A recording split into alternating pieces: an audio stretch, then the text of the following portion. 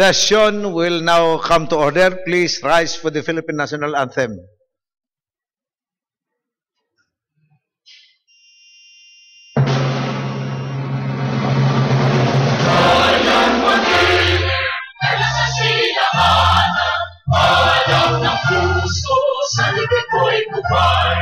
Lupang hinirang buwan ang pag-ibig sa manlulupit, ito kasisingin sa natatang lupot sa simulat sa langit ang mahal, ay ilatang tula at awit sa mga minamahal. Ang isang ng bata at tuwinang ay nanatiligay, ang lupit na karagam ay ang kalimang bibig. Lupa na araw na Lord, natin ang sintahan mo ay langit sa akin ito. Ang ligaya naman ay lumaking ang ay nangyari sa'yo. Please remain standing for the opening prayer to be led by the ABC President, the Honorable Bengua. Let us pray in the name of the Father, of the Son, of the Holy Spirit. As dear Lord, as we deliberate in today's session, give us the wisdom to overcome passion. Give us the understanding heart to do away with prejudice. Give us the foresight to know what the future may devise. Give us the courage and strength to seek the truth and what is good. Give us the facility of language that we may be understood. And finally, our Lord, make us worthy public servants of this province.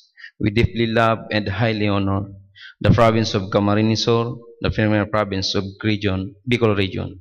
Amen. In the name of the Father, of the Son, and the Holy Spirit. Thank you, Honorable Bengua. May I now request the Secretary to do the roll call?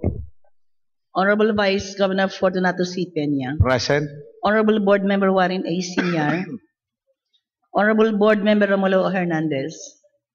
Honorable Board Member Darius S. Nopra. Honorable Board Member Fabio F. Figuracion. Honorable Board Member Nelson B. Julia. Honorable Board Member Rodito P. Espiritu Jr. Honorable Board Member Angel G. Naval. Honorable Board Member Emmanuel H. Noble. Honorable Board Member Hilmar S. Pacamara. Honorable Board Member Amador L. Simando. Honorable Board Member Giovanni A. Senior. Honorable Board Member George R. Bengua. Chairman, I have the honor to certify the existence of a quorum. Okay, considering that we now have the quorum, we now proceed with our session. The Honorable Angel Naval, the Majority Floor Leader, is now recognized. Thank you, Mr. Chairman. If there will be no inclusion in our agenda, approval of the journal. Sorry, Mr. Chairman. We have one. We have one journal dated February 26, 2014, regular session. I move for the approval of the journal, Mr. Chairman. Any second? Duly seconded by the Honorable Noble. Any remarks, objection? The chair hears none. The same is approved. Approval of the agenda. Approval of the agenda. Mr. Chairman, can I have the floor? Yes. Mr. Chairman, before the approval of the agenda, this is to formally serve notice, Mr. Chairman, that I'm going to avail of the privilege hour. Okay. Thank you very much. So the Honorable Nopra will avail of the privilege hour. Mr. Chairman, likewise, I would like to avail of the privilege hour. Yes, the Honorable Pacamara. Any other inclusions? Yes, the Honorable Julia. Mr. Chairman, this is an ordinance from Municipality of Noboa, creating the Noboa Organic Agricultural Stakeholder Council. I move for its inclusion under my committee report. Okay. So any second? Duly seconded. No objection. The chair hears none. Same is approved. Any other inclusions?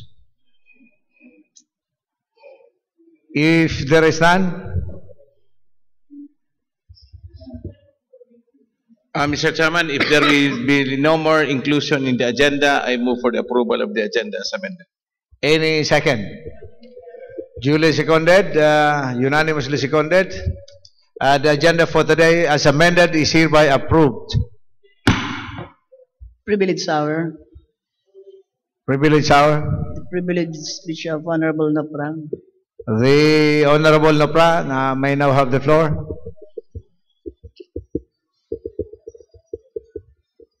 Considering that the Honorable Nopra is still out, the Honorable Pacamara is now recognized. Thank you, Mr. Chairman.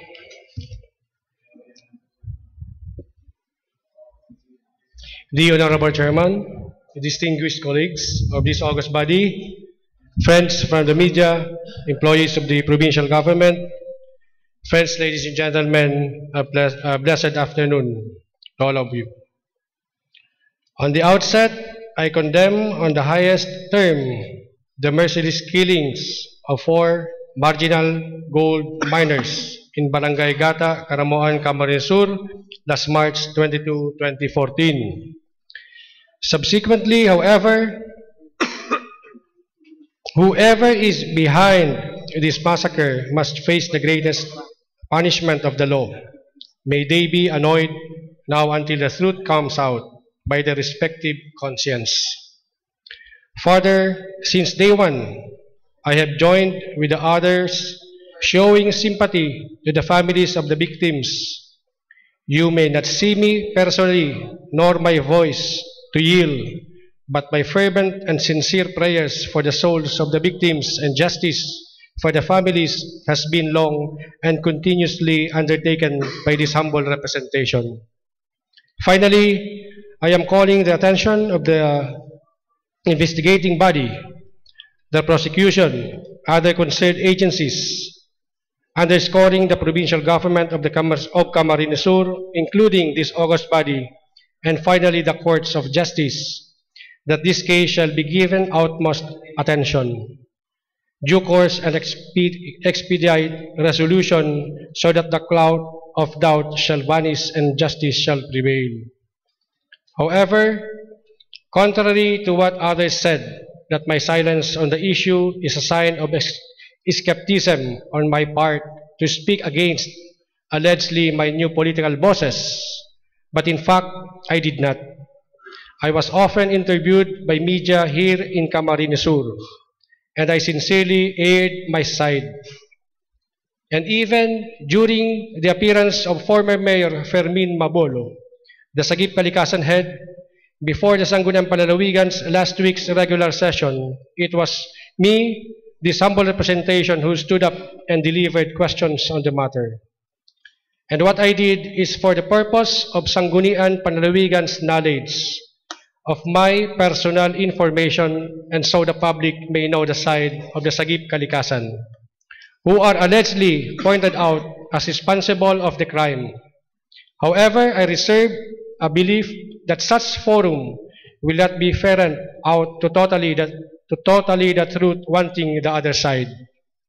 Sometime in 2009, when I was then the municipal mayor of San Jose Camarines Sur, almost the same incident had transpired in Lagunoy Gulf, when a group of marginal fishermen of Barangay Adjangao, while fishing as a means of livelihood, were sprayed by bullets that resulted to a casualty of 1 and others were wounded. I had cuddled the families of the victims to ensure for their safety while supporting their material, emotional, and legal needs. However, after a few months, my sincere desire to help the victims was circumvented by convincing the families of the victims, and they are made to believe that my action is towards the settlement of the case, considering that the alleged perpetrators are my political allies. Again, in this Caramoan massacre, I surmise that I may be deprived of my opportunity to at least offer my personal sympathy and help to ease the lamentation of the families due to politics. This is a long process. The accused is entitled to their constitutional rights of due process and presumption of innocence. Therefore, the suffering of the families of the victims is likewise quite to last long, and the needs is not only for today, but for the days and years to come. So every time is not yet late to help, and chance are still very open to offer support. Haste makes waste, and carelessness is risky. That was the lesson I've learned. So in this case, let us not divert the criminal issue to a political one. Otherwise, the justice we want to avail of would all be in vain. The lives of 4 ill-fated victims were taken, and let us be prudent and smart to tackle the situation, because this criminal act might be diverted into a political question, and that is what I am afraid of. Let the wheel of justice rotates. However, let us be vigilant on the process so that fair and speedy trial will be observed until justice is served and punishment to the perpetrators. Again, Mr. Chairman, let us go back to my statements, and I have taken my stand, and I hope that the unnecessary and irrelevant political issue concerning this humble representation shall now fold, and the real criminal issue shall not forth. That's all, Mr. Chairman. Good afternoon. Thank you. Thank you, Honorable Pacamara. The chairman now recognizes the Honorable Nopra.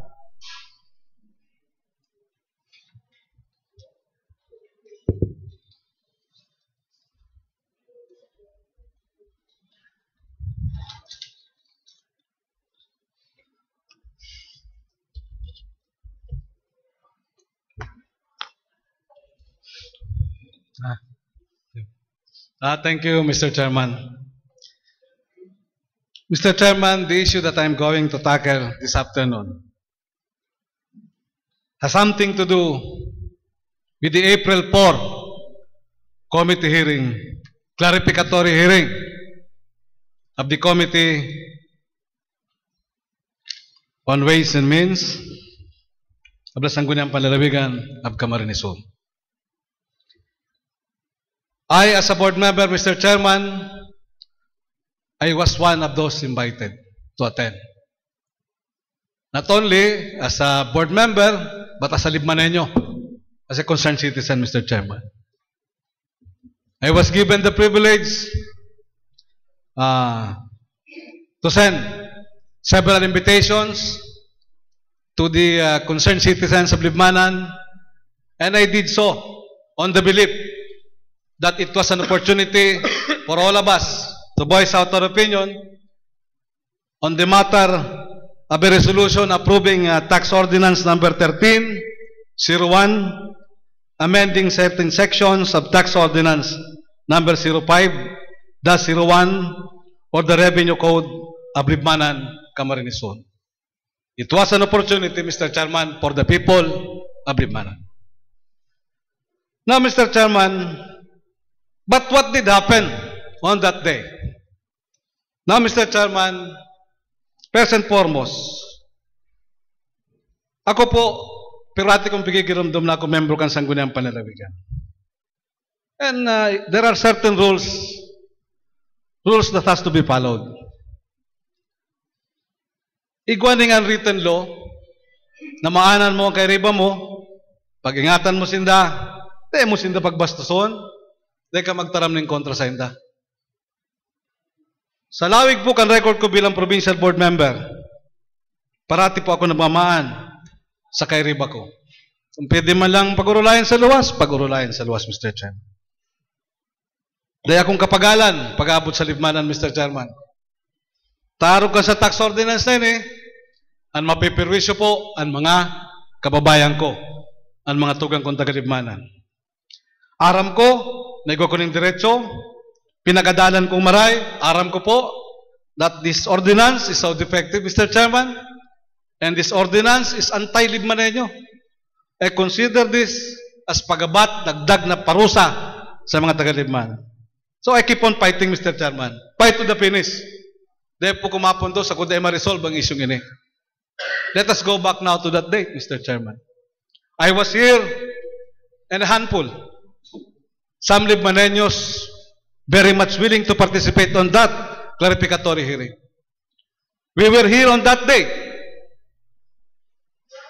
to precisely, Mr. Chairman, to seize the opportunity for us to ask these officials of Libmanan, the Sangguniang Bayan members of Libmanan, some questions, pertinent questions to that proposed tax ordinance of the LGU of Libmanan, Camarines Sur. Before the start of the proceedings, Mr. Chairman, with some of those employees in the secretariat, I believe the SB committee secretariat, they were present at that time, Mr. Chairman. I asked a very clear question. Ano po na ipareceive ang mga notices, ang mga surat sa mga LGU officials and employees kan Libmanan? I asked that question. And the answer was yes. I was even asking Mr. Chairman for the file copy. Tako po sa lawig po kan eksperyensya ko, inda po yan. Tapag kinukutuban ako, Mr. Chairman, siguro may rason ako para kutuban kanal daw na ito. So, mayong sinabi na dahil na iparesibi ang surat. Kami araong kami, may surat kami. Parehong oras, parehong petsa. So, nag-start na ang proceedings. Kaya po ang pong istorya ko ni para maramang kan mga Sangguniang Panlalawigan members na nag-reklamo ako. Taklapin naman kaya. Nagpuuna pang proceedings, Mr. Chairman. Nagpuuna kami, magpahayag. Mayo kaming nahihiling dawa sarong membro na naghahali sa LGU kan Libmanan. Dawa sarong kagawad. Dawa sarong opisyal o empleyado. Sangguniang Bayan Secretary Mayo. So ako nagngalas, Mr. Chairman. Nagpadagos po ang okasyon, ang proceedings. Midway, I asked again that question to the Secretariat. Ano syerto kamo na naparesibi nindo, nakaresibi ning notisya ang mga LGU officials kan Libmanan? Nagsabi pa si board member na ba, nagsimbag na bagang SM Subago? Nag-respond na bagang SM Subago? So, may pig-submit, may petisyon, ang kay Ribaming, mga taga-Libmanan, nagtaram kami, gabos ng tuyo mi, tungkol duduman sa resolution approving that tax ordinance itself, sinarabi mi na, Mr. Chairman. Pero mayo kaming nahaputan, ano ni, ordinansang ini, hain ng committee report ka ni. Ano ni, ordinansang ini, nakaigwa pa ka mong ibang public hearing para digdi. Ano ning ordinansang ini? Saan ka mo nagbase kan mga rates? Kan saan mga increases? Mga kaputan, Mr. Chairman, naarog kang nabasa nindo, naintindihan nindo ang section 147 of the Local Government Code. Very clearly defining, glaringly, Mr. Chairman, kung ano sana ang limitasyon ng fees and charges. Or Section 153 of the Local Government Code. Clearly, again, defining what is fees and charges. Mayo kaming mahapot, tamayo nagtunga digdi. Now, Mr. Chairman, the question, ano tamayo nagtunga? Yun na po ni ang pinapaabot ko. Ako, kay po ang gibong ko ni Mr. Chairman because ang pagtubod ko po, I was violated and that is a very unfair way of acting on a certain action of a committee, Mr. Chairman, on the part of board member na ba. I will ask him, I will give him the opportunity to explain also. Kaya di ko masabing siya may gibukan but it is the committee concern and I should know, Mr. Chairman, because I have evidence to prove that something happened along the way. Na di kami nag-aaram. This is, Chairman, what you call, you can compare this to changing the rules in the middle of the game. While we were invited, the LGU officials were not. Why? Somebody pulled out the letter intended for these people. Why? Ano taarog kayan? Nagpaparatararam na kami digdi? Nag-aasa kami, may gusto kami mahaputan, makakapot kami? Ito palang piga sa aming makakaulay mi? Di man pala, pigirimbitaran. So nagalas ako, Mr. Chairman. Di ako nagpupuli kanapon na ito, ma'am, you are there.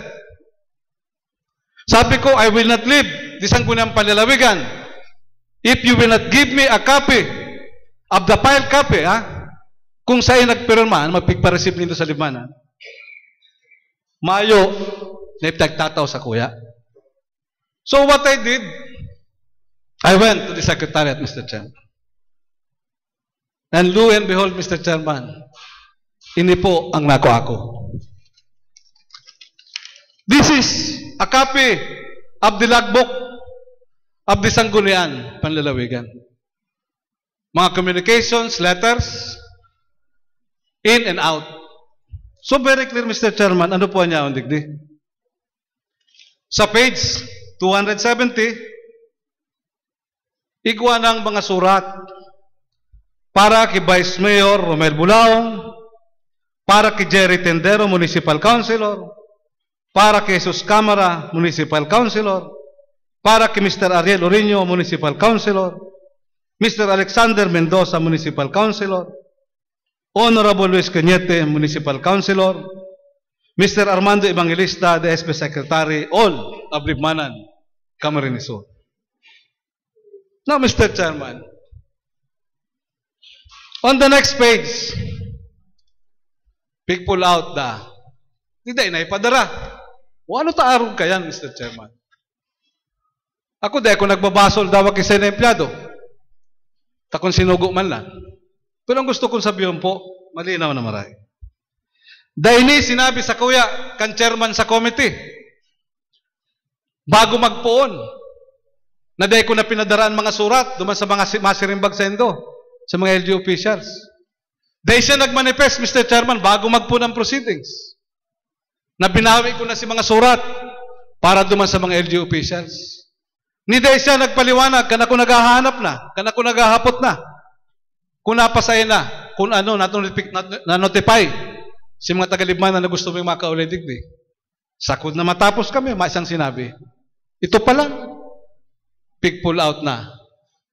Ang mga surat, mayo pala talagang marireceive. Ang mga dapat kaulay mi, ang mga dapat pighaputan mi, kan mga kaputan mi, concern mi, tungkol sa ordinansang ito, kampit sa 4, alas 2 ng hapon. Now, Mr. Chairman, that is my complaint. That is my first complaint, Mr. Chairman. Next, Mr. Chairman, next issue. Because of that, Mr. Chairman, I'm fed up. I'm fed up. Why, Mr. Chairman? We all know that we are given a certain period of time, number of days, when to react or to dispose of anything that is forwarded to us or to our committee. Now, Mr. Chairman, my fear is this. Ano ni, magagada na lang ang isyong ini, ang pinaglalaban mi sa libmanan, sa kamot, kasarang committee ba? Dahil man po ako matugot kayo, Mr. Chairman. This ordinance, ano tapiglalaban ko abutig di? Because, nasa poder ta pa po. Nasa pag-review ta pa. And in reviewing, Mr. Chairman, it is very clear that the power of the Sangguniang Panlalawigan is not only to assess the form or the style, but we must look into the substance. And that is the logical, the common sense reason why, pag pig-repair sa sarong committee ba, you will either approve it or disapprove it. Ba kung review lang kita, salang rason yan, Mr. Chairman, salang maray. Hindi na po ako matugot kaya. Kaya pigtatang kitang panahon para makapag-desisyon kita. Ano tama desisyon kita kung pwede o dae ang ordinansang yan. Malinawan po. Now, Mr. Chairman, because I'm fed up already, Mr. Chairman, hiniling ko ang satuyang internal rules. Pig-review ko po, Mr. Chairman. Uni po, na-discover ko digdi, marimam po na pig-review ko ni because of what happened to us on that, about that clarificatory hearing. Mr. Chairman, all ordinances, Mr. Chairman, except appropriation ordinances, approved by the Sangguniang Bayan or Sangguniang Panlungsod of component cities, Mr. Chairman, and executive orders issued by the mayors of said component cities and determine whether they are within the scope of the prescribed powers of the Sangguniang and the mayor, and thus recommends to the Sangguniang Panlalawigan for passage of resolution on review the following. Mr. Chairman, what committee? It is not the Committee on Ways and Means. It is the Committee on Laws and Reviews, Mr. Chairman. Again, I would like to repeat. Committee on Laws and Review, letter B, number 2 of our very own internal rules, Mr. Chairman. Letter A, attend to matters and items pertaining to implementation of national laws and issuances and enforcement of local ordinances. And letter B, Mr. Chairman, conduct review on all ordinances and certain resolutions, except appropriation ordinances, so that ordinance, tax ordinance sa Libmanan, dapat po ang nag-aktuar palangkayan. Sa linawig-lawig kang panahon, Mr. Chairman, dapat po palan kasali dyan ang Committee on Laws. Very clear po. Kaya ako, Mr. Chairman, ngunyan, ako po nakikiulay. Maayo mangyayari ka ni Samuya. Ako pati nahadit. Mamampik to sa mumpit siya. Sabi, mapapod giraray clarificatory hearing. Mautro giraray, tangani da magkagonjo process. Tayo da mga hapot me. Papadarad naman para simbagan ninda, Mr. Chairman. How about, Mr. Chairman, in fairness man Samuya, ng mga taga-Libmanan po. Ano daw po, kung i-cross-referta na po yan, maagad na po kaming tabang sa Committee on Laws and Review.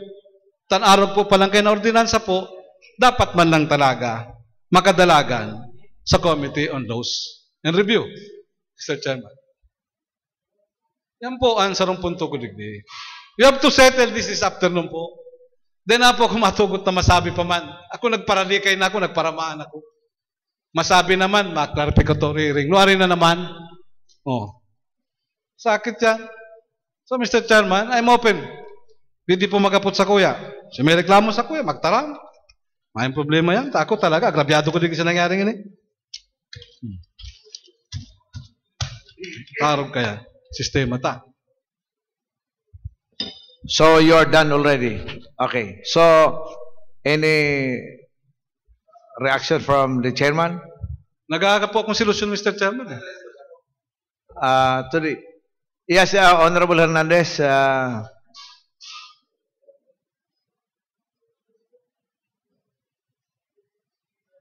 Thank you, Mr. Chairman.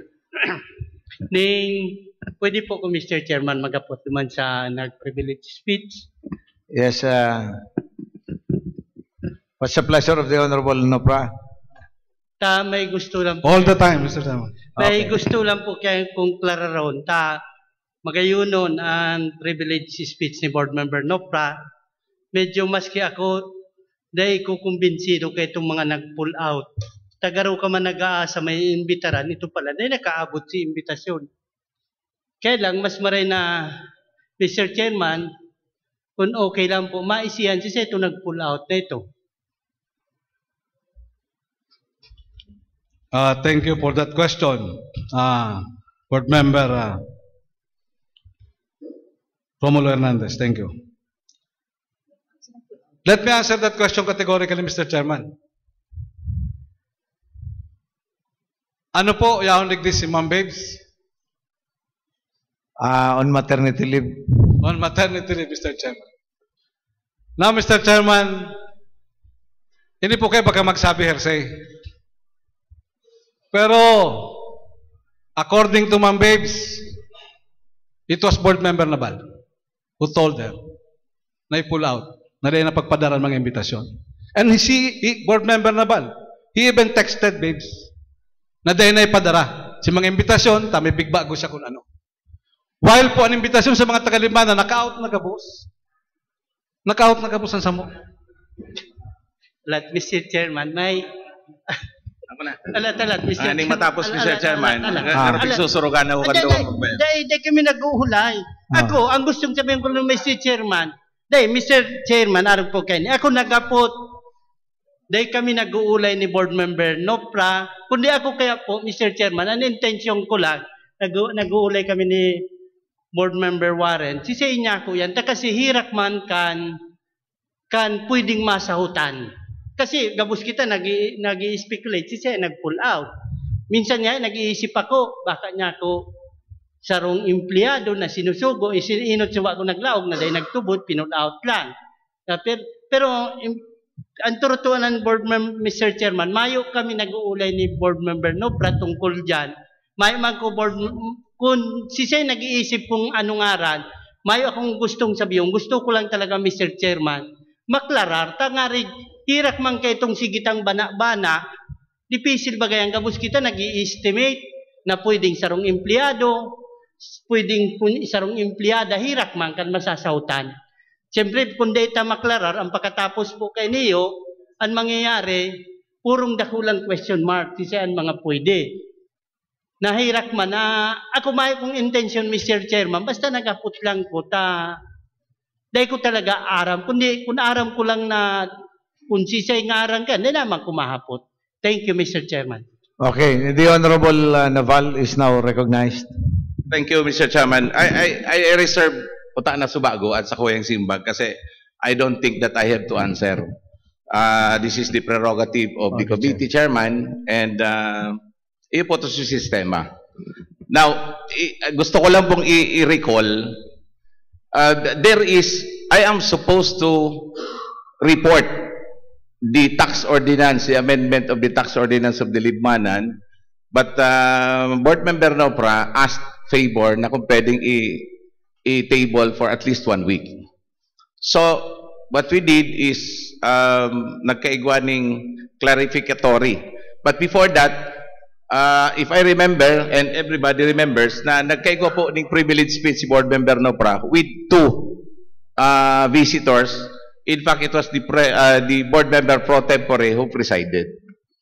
Now, during the course of the privilege speech, it was expounded there that pigpapahiling na Mr. Chairman so mga attendants na irregular and tainted with falsification. So, Board Member Nopra asked for a clarificatory. Then we scheduled that in April 4. Naggibo po ng communication ang sa indong representasyon. But I remember, Mr. Chairman, na we have to include the phrase of the assertions or the allegations made by Board Member Nopra. Kasi if you are going to accuse somebody, you have to inform him of what is going on. Ayun. Now, here comes a communication. Si staff ni Board Member Nopra naghahagal blanco. Ipinadara pagkatapos pig-distribute na. Nag-text ako si Babes. Ngayon, sir, day nga maako si Board Member Nopra kung babaguhon pa, nakapadara ng communication. For the information of everybody, pag abot kang clarificatory hearing, the Board Member Nopra and the rest of the Libmaneños are going to accuse the Vice Mayor, including the Board Member, of what is happening, falsification, Mr. Chairman. Conduct of public hearing. If you want to accuse somebody, you have to inform him first. Kaya sabi ko, duman sa communication, kaya puan, ipaisi duman, ano ang mga aligasyon? Taano tami na-clarify kita? Then, sabi ko, tanganing, they are going to attend kasi they have to defend themselves. Okay. But I received a text from Babes na dai maako si Board Member Nopra kung babaguhon kung ilalag ito. Kasi nga maaman akong tinaram tungkol kayan and sa April 4 pa sa nangay ako, ma-establish pa sa nangay ako. So sabi ko, if he's going to establish on that, gagamiton mo man tong mga kagawad sa mga vice, ako man ang tatamaan kayan. There's no due process on that, Mr. Chairman. If you are going to accuse somebody, You have to inform him. Tangani makadepensa. Ano ang tinaram ni Board Member Nopra? Kung yaon ko ta ngaya digdi si mga kagawad, araw kanin hapotong ko. Kung nag-notice kita duman, na data sinasabi, anong isisimbag kan mga kagawad? What I did, Mr. Chairman, araw kanin, nakapadara naman palandaan niya ako ng communication, dawa data na padarahan mo na. Total ma-establish pa sana si Board Member Nopra kan mga aligasyon niya. After that, then we will send him communication for them to answer. At least, kaya nga ni po, medyo naarabala, inda, sa mga, kung tapos na, all the transcript, Mr. Chairman, will be sent together with the communication, tangani pong maintindihan, kan Vice Mayor, saka kan mga kagawad, kung ano ang gustong sabihon kan sangguni ang palalawigan, for them to answer. You cannot just invite them without informing them of what will be going on, tapos kakasuhan mong kaakusaron mo nga akusaron. That's wrong, Mr. Chairman. That's not due process. There's no due process on that. Gusto ko kutang ilaag, itong tinaram katong duwa na bisita, itong statement ni Board Member Nopra, itong pigpapahiling duman, gusto iyo ko tato si gusto kong ilag sa communication, habo siya. Dahil nga ko nagtaram kayan. Board Member Hernandez, habo siya. Kaya dahil ko pinadara. Iyo po. That's, in fact, big text ko. Sabi ko, kung habo siya kaniyo, dahil na mo na kita magpadarang communication. Kasi it will be undue. It will be unfair to the Vice Mayor and the Board Member, di kagawad. Papadigdiyon mo, kakasuhan mo ning dahil nag-aaram, hahaputon mo dahil nakakataram, bida ka sa mga tagalibmanan. Kasi ang hapot mo dahil nasisimbag kan mga konsyal. Pero paano mo po si Chairman na nag-iisip kan tamang proseso? Dahil kung pigsisimbagin, Mr. Chairman, huna ko sinsilyong bagay. Mr. Chairman, can I give my... The Honorable, Mr. Chairman. The Honorable Navarro has still the floor. Mr. Chairman, if I have the floor now, thank you very much. No, the Honorable Navarro still has the floor. Kundong ko na lagot, Mr. Chairman. Sige na. Tapos ako. Tapos na, Mr. Chairman. Okay. I have the floor now, Mr. The Honorable, yes, you have the floor. To the last statement, uttered by Board Member Nabal, na aday ko ta siya masimbag, ta sinsilyong bagay. Well, Mr. Chairman, this is my reaction. Bako ning sinsilyong bagay. Bako ning sinsilyong bagay. Kung para sa imo, sinsilyong bagay ang para sa mo, big deal yan. Now, Mr. Chairman, as to the issue na gusto niyang magtaong due process, as to the issue na gusto niyang iburuktak ang mga kaputan me, duman sa mga LGU officials, Mr. Chairman, mayo man po nagbabawal sa iya kayan, Mr. Chairman. Mayo nagbabawal sa iya. In fact, sabi ko, ang surat nakaluwas na. Duly received na sa libmanan. Itong para sa general public. Si para sa muya. Ang question di Mr. Chairman, ikuha ng surat para duman sa mga LGU officials. Ano, tabinawi mo na daay mo pinadara. Okay. Napakasimple. And another thing, Mr. Chairman. Another thing po. With all due respect po, Papa. Kadikit na lang po, Mr. Chairman. Ako po, nag-aagad akong solusyon digdi, Mr. Chairman.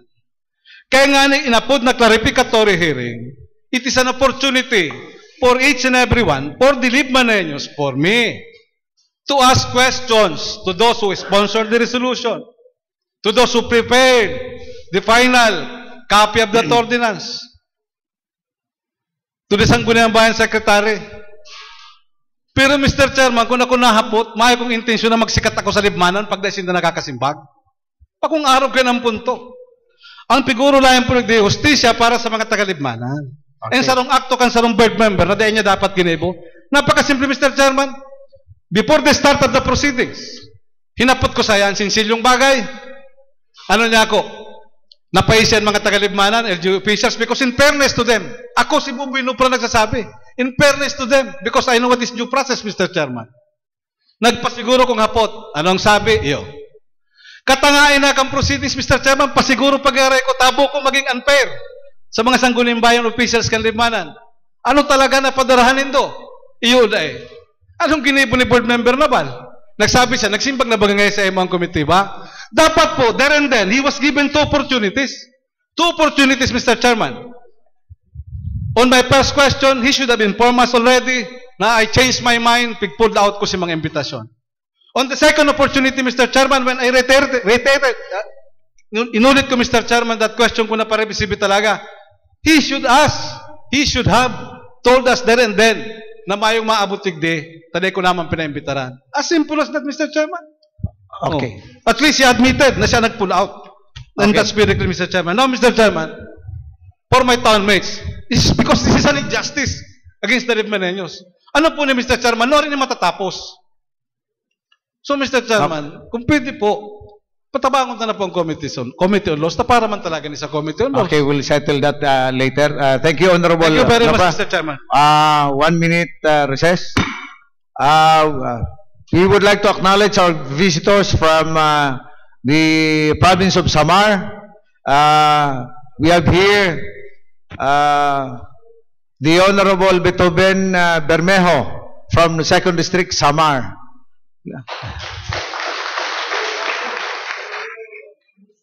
We have also Honorable Alvin B. Beruela. Yeah. From the 2nd District of Samar. Then we have Honorable Charlito Cornejo from the 1st District of Samar. Then we also have Honorable Lee Sosa of the 2nd District of Samar. We have also Honorable Alan Jumangay, 1st District of Samar. We have also Honorable R.D. De Los Santos of the 1st District of Samar. We have also Honorable Salvador Cruz of the 1st District of Samar. The Honorable Arthur Bog Zosa, 2nd District of Samar. And then the Honorable Lolita Daguman of the 1st District of Samar. The members of the Secretariat who are here also with us from Samar. We have Miss Ninita Laison. We have Miss Winona Gabon. We have Mr. Carlito Pornias. And then we have Miss Matea Abong. And Miss Marilyn Pacola. These are our guests from Samar, the province of Samar. Welcome to Camarines Sur. At this juncture, Mr. Chairman, I move that we suspend the rules so that the legislators from the province of Samar will be acquainted with us. I move for a 3-minute recess. Then we resume together with the provincial officials of. We are still on recess. So recess. Yeah, I declared a recess already. So okay. We'll resume later, siguro. We have Honorable Los Beminda Nacario from the 2nd District of Samar. Welcome. Before, Mr. Chairman.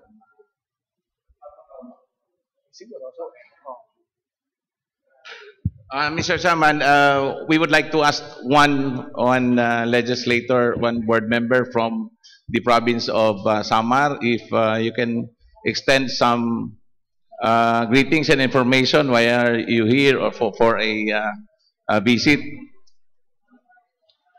But before we proceed, Mr. Chairman, maybe it's just proper that we also introduce ourselves to the province of yes. the legislators of the province of Samar. Yes, the majority floor leader has the honor of introducing all of us. Of course, we request the members of the Sangguniang Panlalawigan of Camarines Sur to about face. About face. Mahiling ka mo. Please face our. Yes.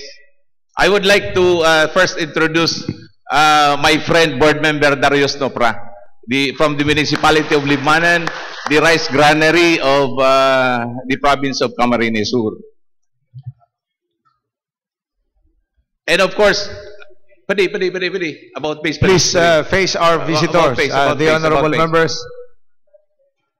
The big guy from San Jose, Camarines Sur, board member Maymay Pacamara, former mayor of the municipality of San Jose. And earlier I said our bunso in the Sangguniang Palalawigan, Attorney Badong Simando, from the municipality of Garchitorena. And of course, another one from a big municipality of Camarines Sur, Libmanan, the rice granary of the province, board member Mulo Hernandez. Just in case he will be our board member pro tempore. And to his left is the next vice governor of the province, or FG, first gentleman of the municipality of Ragay, board member Warren Senyar, our chairman of the Committee on Finance and Appropriation. Ini pong bakanting silyang to, ito kay Dr. Figuracion ito. Palagi namin, para mas madaling ipaliwanag, siya po ubigay ni. Kaya friend siya ng lahat ng kababaihan at kinukonsulta ng mga kalalakihan. Our Liga President, George Bengua, Jojo. Then, right now, meron po kasing kasabay na session din sa Municipality of Ragay, nasa Manila. The younger brother of board member Senyar, our PCL President, absent po ngayon, kasi OB siya, Giovanni Senyar. Then earlier pinakilala ko namin sa sabi namin, yung the smallest commercial fish in the world, makikita o makukuha sa kanila.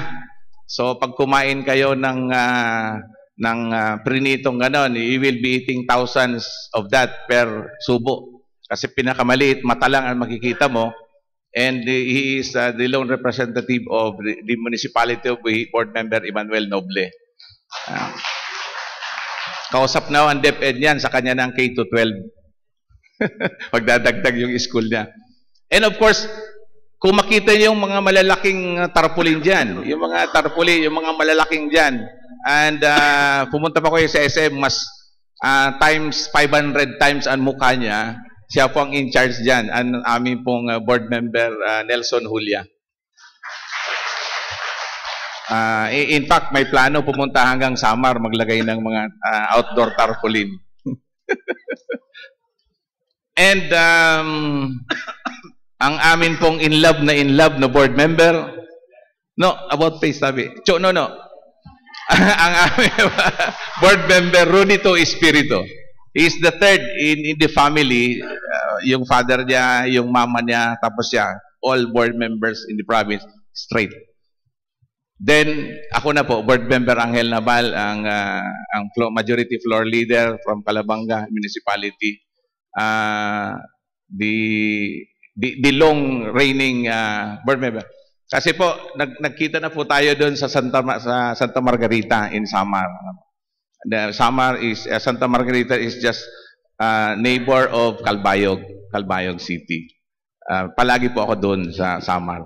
And sa Samar, after that, Katbalogan, then Leyte na. Ano po? Leyte na. Pero hindi po kayo inabot ng Yolanda. Unfortunately, yung bigas nyo mas mataas pa. Inabot po. Then lastly po, ang aming pong Vice Governor, ang kabats ko po sa, pero mas matanda siya sa akin ng ilang buwan. Buwan lang. Buwan naman. Ang Vice Governor Ato Peña po. So, si board member Warren Senyar, I think. Yun na. Sinabi ko bagang yung maribay sa inyo. Okay. And of course, ang aming provincial secretary, kasi meron po tayong mga sa secretarial na grupo. Then we now give the floor, Mr. Chairman, to our guest, so that they can inform us of their plans or kung ano pong sadya dito sa Kamsur. The Honorable Bitoben Bermejo, 2nd District of Samar, is now on the floor. Thank you, Mr. Chairman. Marhay na hapon sa Indo Gabus. Yeah, okay. Dito sa lalawigan ng Camarines Sur. First, we'd like to thank the lunch offered to us by the Sangguniang Panlalawigan of Camarines Sur, headed by the second richest person in the province of Camarines Sur, Mrs. Cash.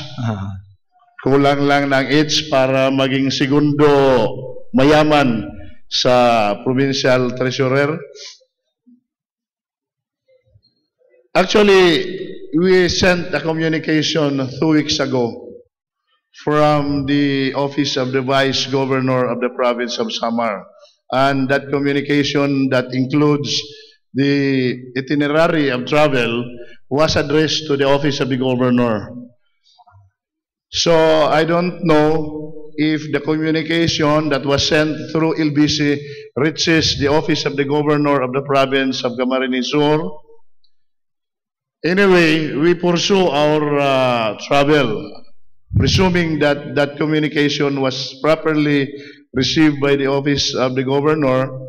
And since we do not have communication since that period, yesterday we went to Sorsogon, and we were able to meet the members of the Sangguniang Panlalawigan also, and then we exchanged ideas about revenue code and the investment code that being implemented in the province of Sorsogon, and also the collection efforts that they made, because our primary purpose in coming to the 3 provinces of the Bicol region is to search for ideas that can help increase the revenue income for the province of Samar.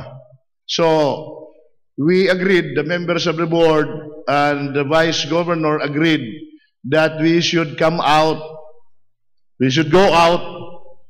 from this province and look for provinces who are enjoying their progress right now.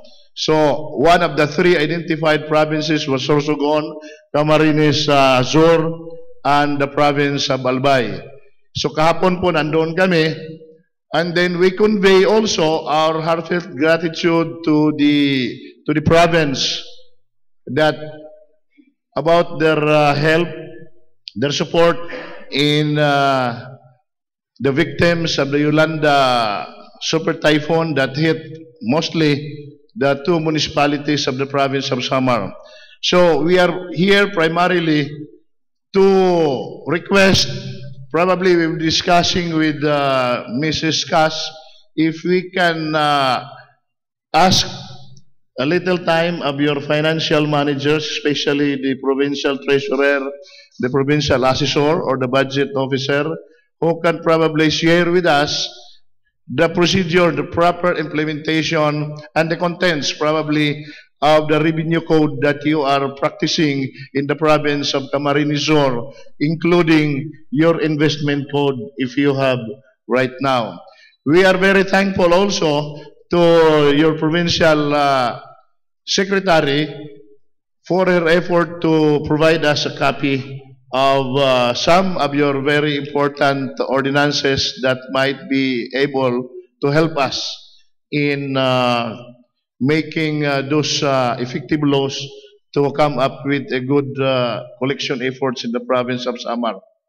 So, yun ho. At ang pinaka-importante po na ipinunta namin dito, katulad din po ng probinsya ng Sorsogon, dahil gusto po naming personal sa pangalan po ng gobernador namin sa probinsya ng Samar, si Gobernador Siri Antan de los Santos, at ang amin pong presiding officer and vice governor, the Honorable Vice Governor Stephen James Tan. Gusto po namin magpasalamat ng personal sa lalawigan ng Camarines Sur sa tulong po na pinadala ninyo doon sa dalawang bayan ng Catbalogan, Samar, namely Municipality of Basay and Municipality of Marabot, who was directly and almost 80% damaged by that super typhoon Yolanda. So mamaya po, nagdala po kami ng simpleng paalala ng taos-puso naming pagpapasalamat sa Lunswa, sa lalawigan po ng Camarines Sur, sa pamamagitan po ng resolusyon na ginawa namin sa Provincial Board and isang simpleng plaque na magpapaalala na kami po ay taos-pusong nagpapasalamat sa kabutihang ginawa po ninyo para sa nasalantang mga kababayan namin sa probinsya ng Samar. I want this to be clear also that the island of Samar comprises of 3 provinces. Yung una po, sa buong isla ng Samar, itong probinsya namin ngayon, iisa lang yung probinsya noon, yung Samar lang alone. But then after dividing it into 3 provinces, namely Eastern Samar, Northern Samar, at ngayon po, nakilala po na Western Samar, ang original na Samar province. So, siguro, kung mamarapatin po ninyo na mabasa po namin yung contents ng amin pong resolusyon na ginawa at plaque of appreciation, paunlakan po ninyo akong tawagin yung isa kong kasama po na board member na nanggagaling sa primero distrito ng lalawigan ng Samar, si board member Alan Jumangay. Okay, please have the floor. You can use that.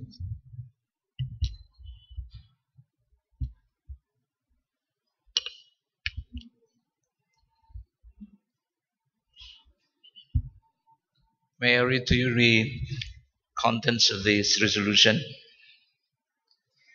Excerpts from the minutes of the 3rd regular session of the 14th Sangguniang Panlalawigan, this province held at the Session Hall, capital, Catbalogan City, province of Samar, on the 23rd day of January 2014. Present, Honorable Stephen James T. Tan, Vice Governor and the Presiding Officer. Honorable Charlito L. Conejos, Majority Floor Leader. Honorable Alma Uy Lampasa, Member. Honorable Salvador T. Cruz, Member. Honorable Erdi L. De Los Santos, Member. Honorable Lolita M. Daguman, Member. Honorable Arthur Juan M. Zosa, Minority Floor Leader. Honorable Lee M. Zosa, President Pro Tempore. Honorable Los Biminda L. Nacario, Member. Honorable Alvin V. Abuhela, Member. Honorable Carlo R. Latorre, ABC Provincial Federation President, and Honorable Beethoven M. Bermejo, Assistant Majority Floor Leader, PCL Federation President. Resolution number 14-007-14. Resolution commending and expressing sincerest gratitude to the provincial government of Camarines Sur for their exemplary and prompt response in providing unsolicited and invaluable aid, support and relief to the inhabitants of the province of Samar affected by Super Typhoon Yolanda. Whereas the provincial government of Camarines Sur, in the aftermath of Typhoon Yolanda, extended prompt relief and assistance to the victims of said typhoon as they rebuild their respective residences and resume their productive livelihood. Whereas this significant and immeasurable contribution of the provincial government of Camarines Sur, who displayed admirable compassion and valor, have contributed significantly in alleviating the pain and sufferings of the victims residing in the cities of Catbalogan and Tacloban and municipalities of Basay, Marabot, and Santa Rita. Now therefore, on motion of Honorable Charlito L. Conejos, duly seconded by the majority of the Sangguniang Panlalawigan members in its regular session, be it Resolved, as it is hereby resolved, that the Sangguniang Panlalawigan of the province of Samar commends and expresses its utmost gratitude to the provincial government of Camarines Sur for their exemplary and prompt response in providing unsolicited and invaluable aid, support, and relief to the inhabitants of the province of Samar affected by Super Typhoon Yolanda. Resolved finally that certified copy of this resolution be furnished to the provincial government of Camarines Sur through the Honorable Governor Miguel Luis R. Villafuerte for their information. Carried unanimously, I hereby certify to the correctness of foregoing resolution, signed Attorney Jose Crisostomo Y. Guades, Secretary to the Sangguniang Panlalawigan, attested by Stephen James T. Tan, Vice Governor, and approved by Sherry Ann T. Tan, Governor. Yes, sir. Thank you, Board Member Jumangay. In behalf of Governor Miguel Migs Villafuerte, we would like to request our dynamic Vice Governor, Honorable Fortunato Ato Peña, to please receive the certificate resolution from the Sangguniang Panlalawigan of Samar that will be witnessed by the members also of the Sangguniang Panlalawigan of the province of Camarines Sur.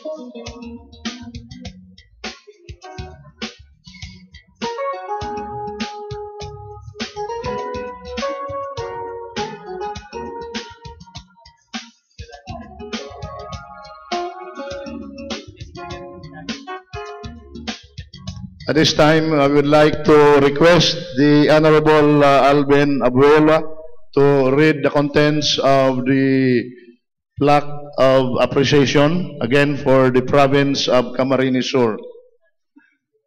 Plaque of appreciation is given to the province of Camarines Sur for their exemplary and prompt response in providing unsolicited and invaluable aid, support, and relief to the inhabitants of the province of Samar affected by Super Typhoon Yolanda Haiyan, given this 8th of April in the year of our Lord 2014. Signed, Vice Governor Stephen James T. Tan, Sherry Ann Tan, Governor.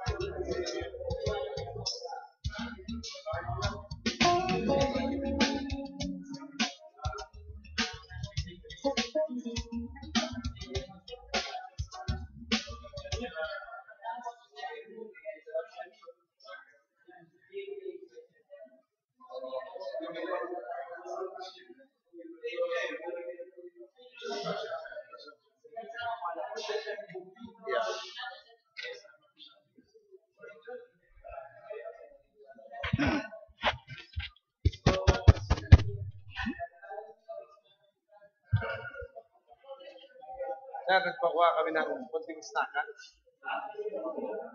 Pakuha ko ng konting snackan.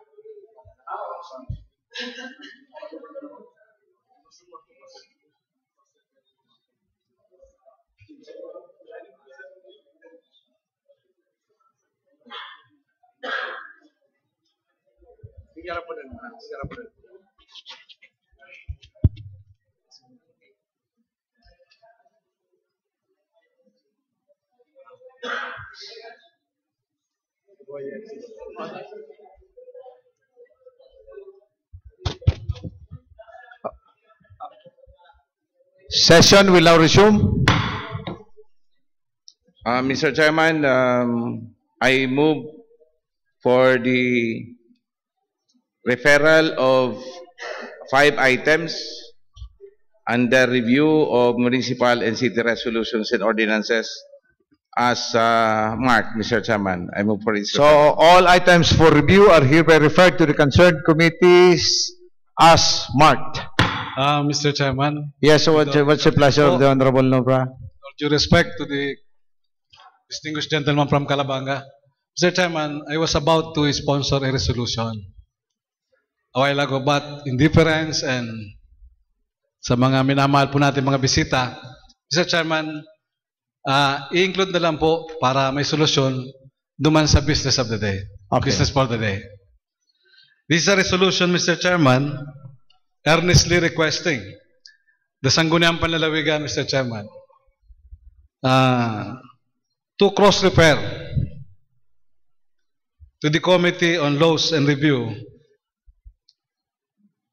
the Municipal Resolution number 13-363 of the Municipality of Libmanan, approving Tax Ordinance number 13-01, amending certain sections of Tax Ordinance, Revenue Code of Libmanan, Camarines Sur, Mr. Chairman. Business for the day, Mr. Chairman. And this is with the prayer, Mr. Chairman, that it, clarificatory or the last final hearing for this be scheduled as soon as possible. With that prayer, Mr. Chairman. Thank you. Yes, so under business for the day? Yes, Okay. yes. So Next item. we already acted on the review of municipal and city resolutions and ordinances, Mr. Chairman. So we go to the committee report as sponsored by Board Member Julia, Mr. Chairman. The Honorable Julia is now recognized. Sir Chairman, I had here an ordinance promoting the development of sustainable organic agriculture in the municipality of Nabua, Camarines Sur, creating the Nabua Organic Agriculture Stakeholders Council and providing funds for the operation thereof. This ordinance, Mr. Chairman, is within the scope and powers vested upon the Sangguniang Bayan, and the same is in accordance with the Section 447 of the Local Government Code of 1991. The committee declared this ordinance valid, and I move for its approval, Mr. Chairman. In a second, duly seconded by the Honorable Spirito. Any objection? Remarks? The chair hears none. The same committee report is hereby approved. The inclusion of Board Member Nupra, Mr. Chairman. The inclusion of the Honorable Nopra is now recognized.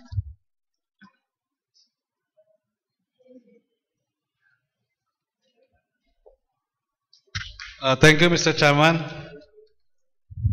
Mr. Chairman, a resolution earnestly requesting, my dear colleagues, Mr. Chairman, the Sangguniang Panlalawigan to cross-refer that proposed tax ordinance of Libmanan.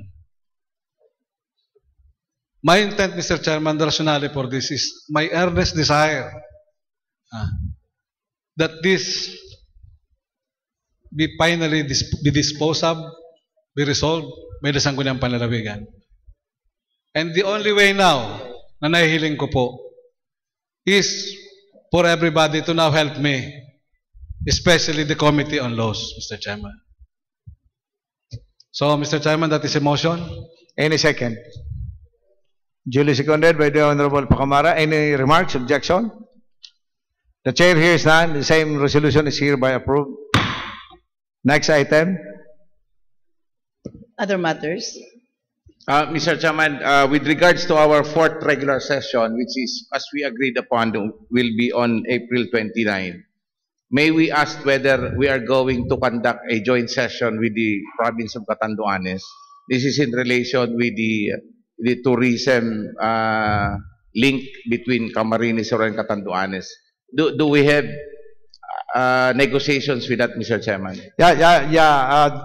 When we were in Macau, there was already a preliminary talks on that, but no official communication has been sent yet. So we're still awaiting for the communication from the Vice Governor of Catanduanes and the Governor as well. So anytime that we receive the communication, the agreed date is during the last week of April, after the Holy Week.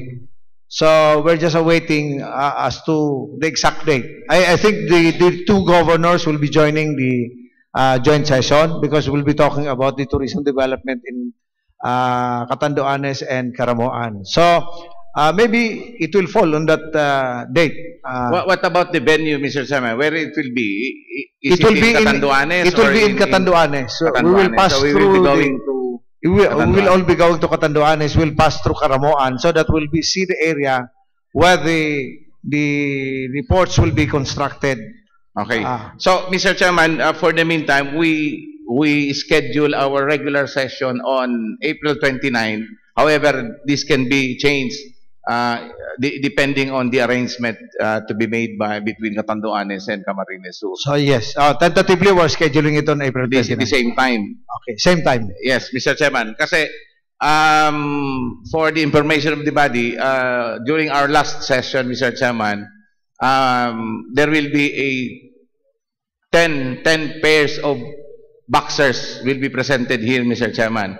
On the first week of May, there will be a boxing tournament in Calabanga, sponsored by our governor. Then during the Kaugma Festival, there will be a national boxing tournament. Mga national players, Mr. Chairman. Pero hindi sa Calabanga, first boxing tournament, intertown. So it will be Calabanga versus Pili. Wow. So the 10 players from Calabanga and 10 players from Pili will be presented before the Sangguniang Panlalawigan. But first, those 10 pairs will be presented to the governor, then to the Sangguniang Panlalawigan. So this is just an information that during our fourth regular session, the boxers who will fight on the first week of May in Calabanga will be presented to the Sangguniang Panlalawigan, Mr. Chairman. Okay. That's all. Okay. So we are tentatively setting the session on April 29. Yes, what's the pleasure of the Honorable? Thank you, Mr. Chairman. I just would like to inform the body, Mr. Chairman, most especially the non-members of the Committee on Appropriations. I would like to inform the body, Mr. Chairman, that the Committee on Appropriations will be conducting a hearing on April 10 at 9 o'clock here in the session hall, Mr. Chairman, and on the review of the annual budgets and supplemental budgets of the different municipalities, Mr. Chairman. Okay, so be it noted. Any other matters? If there is none, the chair would like to, on behalf of Governor Migs Villafuerte, who is now in Manila, the chair would like to thank our visitors from Samar for the plaques that you have extended to us. Thank you very much, and on behalf of the governor, I welcome you all. I hope we can share ideas on how you can improve your revenue. We already requested some of the department heads to be with us this afternoon to share some information to all of you. So thank you. Yes, the Honorable Nopra. Mr. Chairman, in our agenda for today's session, item F4, this is a resolution number 2014-94 of the Municipality of Calabanga, Mr. Chairman. Camarines Sur, a resolution enacting an ordinance reclassifying from agricultural use to residential, commercial use the lands covered original certificate of title, numbers 27-1020 and 27621, and by transfer certificate of title number 10586 and 13938 with an aggregate area of 53,220 square meters, meaning, Mr. Chairman, more than 5 hectares. Now, Mr. Chairman, I understand that this item was already referred to the appropriate committee.